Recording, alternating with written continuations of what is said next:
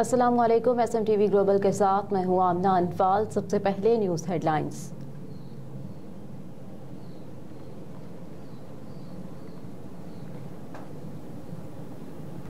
Islamabad high court की वफाकी हुकूमत को बलोच लापता अफराद तलबा की बाजियाबी के लिए 13 फरवरी की डेडलाइन।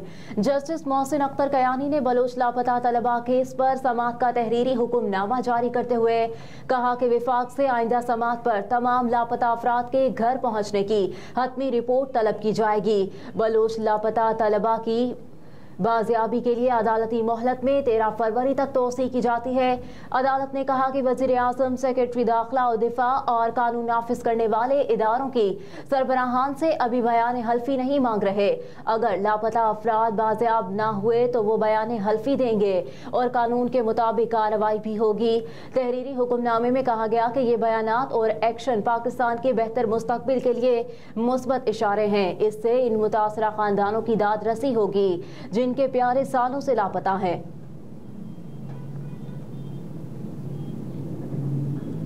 सुप्रीम कोर्ट में इलेक्शन कमीशन की जानिब से तहरीक इंसाफ को बल्ले का इंतखाबी निशान वापस करने के पेशावर हाई कोर्ट के फैसले के खिलाफ दायर अपील पर समाअत के दौरान चीफ जस्टिस काजी फाइज ईसा ने रिमार्क्स दिए कि इलेक्शन कमीशन की बदनीयती साबित करना होगी।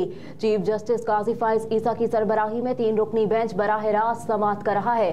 जस्टिस मोहम्मद अली मजहर और जस्टिस मुसर्रत हिलाली बेंच का हिस्सा PTI के वकील सेनेटर अली जफर हामिद खान और इलेक्शन कमीशन के वकील मखदूम अली खान सुप्रीम कोर्ट में मौजूद। समाअत के आगाज पर चीफ जस्टिस काजी फाइज ईसा ने रिमार्क्स दिए कि पेशावर हाई कोर्ट का तफसीली फैसला आ गया, जिस पर PTI वकील हामिद खान ने कहा कि फैसला पढ़ा है। पेशावर हाई कोर्ट ने बेहतरीन फैसला लिखा। जस्टिस मोहम्मद अली मजहर ने इस्तफसार किया कि 2 सवालात हैं कि क्या अदालती दायरा इख्तियार था या नहीं, क्या इलेक्शन कमीशन के पास इंट्रा पार्टी इलेक्शन की छानबीन का इख्तियार है या नहीं।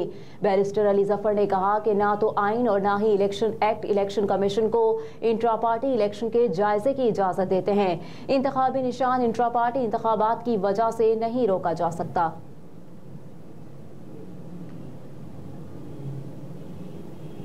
इलेक्शन कमीशन ने ANP को इंतखाबी निशान लालटेन अलॉट कर दिया। ANP के इंट्रा पार्टी इलेक्शन के हवाले से इलेक्शन कमीशन ने महफूज किया गया अपना फैसला सुना दिया। फैसले में कहा गया कि ANP की 5 साल की मियाद अभी मुकम्मल नहीं हुई।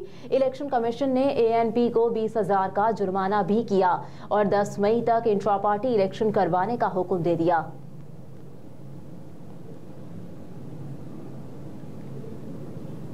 TLP का कराची से कौमी असम्बली के उम्मीदवारों का ऐलान। NA 229 कराची से मोहम्मद एजाज, NA 230 से मोहम्मद अनवर और NA 231 से मोहम्मद इस्माइल हुसैनी TLP के उम्मीदवार होंगे। कौमी असम्बली की नशिस्त NA 232 से मोहम्मद यासीन, NA 233 से शहजादा शहबाज, NA 234 से अब्दुल सत्तार और NA 235 से मोहम्मद आरिफ TLP की जानिब से मैदान में उतरेंगे। कराची से कौमी असम्बली की नशिस्त AN 236 से मोहम्मद लुकमान, NA 237 से मोहम्मद शाहिद, NA 238 से मोहम्मद वसीम और NA 239 से मोहम्मद शर्जील गोपलानी TLP के टिकट पर इंतखाबात में किस्मत आजमाएंगे। तहरीक इंसाफ ने पंजाब असम्बली के उम्मीदवारों की फहरिस्त जारी कर दी। PP 145 से यासिर गिलानी, PP 146 से जुनैद रज़ाक, PP 147 से मोहम्मद खान मदनी, PP 148 से गुलाम मुहिउद्दीन दीवान, PP 149 और PP 150 ज़ेरे इल्तवा, PP 151 से कैसर सुहेल भट्ट को टिकट जारी किया गया है। PP 152 से नुमान मजीद, PP 153 से PP 154 ज़ेरे इल्तवा है। PP 155 से बिलाल असलम भट्टी, PP 156 से अली इम्तियाज बड़ाइच, PP 157 हाफिज फरहत अब्बास, PP 158 से यूसुफ अली, PP 159 से महर शराफत अली को टिकट जारी किया गया। PP 160 से PP 161 और PP 162 को ज़ेरे इल्तवा रखा गया। गैर मायारी गैस सिलेंडर्स तैयार फरोख्त करने वालों के खिलाफ कार्रवाई का फैसला। वज़ीर आला पंजाब मोहसिन नकवी ने LPG के सिलेंडर्स की गैर कानूनी तौर पर तैयारी और फरोख्त का सख्त नोटिस ले लिया। सूबे भर में क्रैकडाउन का हुक्म दे दिया। मोहसिन नकवी ने तमाम अजला के डिप्टी कमिश्नर्स को इस ज़मन में हिदायत जारी कर दी। वज़ीर आला मोहसिन नकवी ने कहा कि पंजाब भर में LPG के सिलेंडर्स गैर कानूनी तौर पर तैयार और फरोख्त करने वाले अनासिर के खिलाफ बिला इम्तियाज कार्रवाई की जाए। इंतजामिया अपने मुतालिका अजला में गैर मायारी सिलेंडर्स की गैर कानूनी मैन्युफैक्चरिंग और फरोख्त को सख्ती से रोके और ऐसे अनासिर के खिलाफ कानूनी कार्रवाई की जाए। दूसरी जानिब ओगरा ने डिप्टी कमिश्नर्स और असिस्टेंट कमिश्नर्स को गैर मायारी LPG सिलेंडर्स तैयार और फरोख्त करने वालों के खिलाफ कार्रवाई के लिए इख्तियारात सौंप दिए।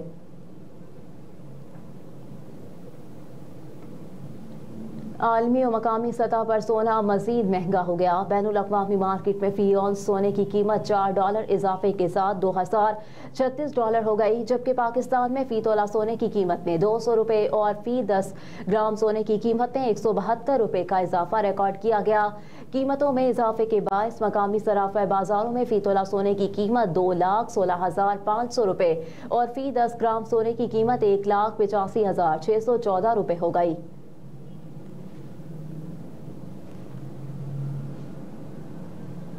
तुर्खम सरहद पर अफगान ड्राइवर्स के लिए पासपोर्ट शर्त पर अमल दरामद का आगाज। कस्टम हुकाम के मुताबिक पासपोर्ट न रखने वाले ड्राइवर्स को पाकिस्तान में दाखिल होने से रोक दिया गया। हुकाम ने बताया कि अफगानिस्तान से पाकिस्तान आने वाली सैकड़ों कार्गो गाड़ियां फंस गई हैं। अफगान हुकाम ने भी जवाब में पाकिस्तानी कार्गो गाड़ियों को अफगानिस्तान दाखिल होने से रोक दिया। कस्टम हुकाम ने कहा कि तुर्खम सरहद गुजरगाह पर दोनों जानिब तिजारती सरगर्मियां मुअत्तल हो गईं। कार्गो गाड़ियों के ड्राइवर्स के लिए पासपोर्ट वीजा की शर्त पहले से आई थी। दूसरी जानिब अफगान सिक्योरिटी हुकाम ने कहा कि अफगान ड्राइवर्स को पासपोर्ट वीजा की शर्त से इस्तिस्ना दिया जाए।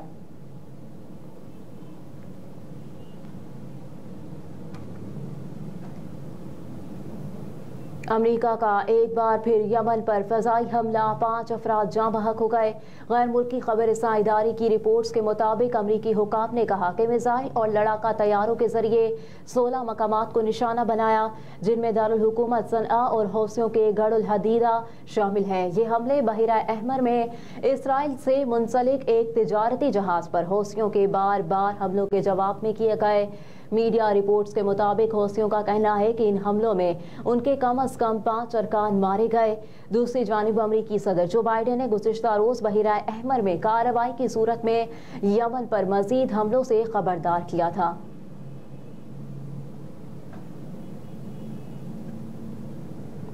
और फ़लस्तीनियों पर हमले कवानीन के मुताबिक हैं। इसराइल के आलमी अदालत इंसाफ में दलाइल।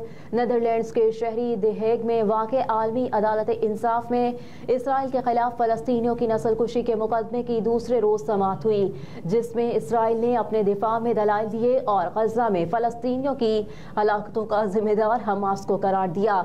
जनूबी अफ्रीका ने इसराइल पर गज़ा में फ़लस्तीनियों की नस्लकुशी का इल्ज़ाम आयद करके आलमी अदालत इंसाफ में केस दायर किया हुआ है। इसराइल ने अपने दलाइल में जनूबी अफ्रीका की दरख्वास्त रद्द करने के मुतालबे के साथ आलमी अदालत के दायरा इख्तियार पर भी सवाल उठा दिया। इसराइल ने कहा कि गज़ा में अपना हक़ दिफा इस्तेमाल किया, हमास अस्पतालों और दीगर शहरी मकामात को इस्तेमाल कर रहा है। फ़लस्तीनियों पर हमले आलमी कवानीन के मुताबिक हैं। गज़ा में नस्लकुशी नहीं की जा रही। जनूबी अफ्रीका मुकम्मल कहानी नहीं सुना रहा। जनूबी अफ्रीका की जानिब से आलमी अदालत इंसाफ में समाअत के दौरान दलाइल में कहा गया था कि गज़ा में 3 महीने में 23,000 से ज़ायद फ़लस्तीनी शहरी कत्ल किए गए, जिसमें 70% बच्चे और ख़वातीन हैं। नौज़ायदा बच्चों को भी नहीं छोड़ा गया।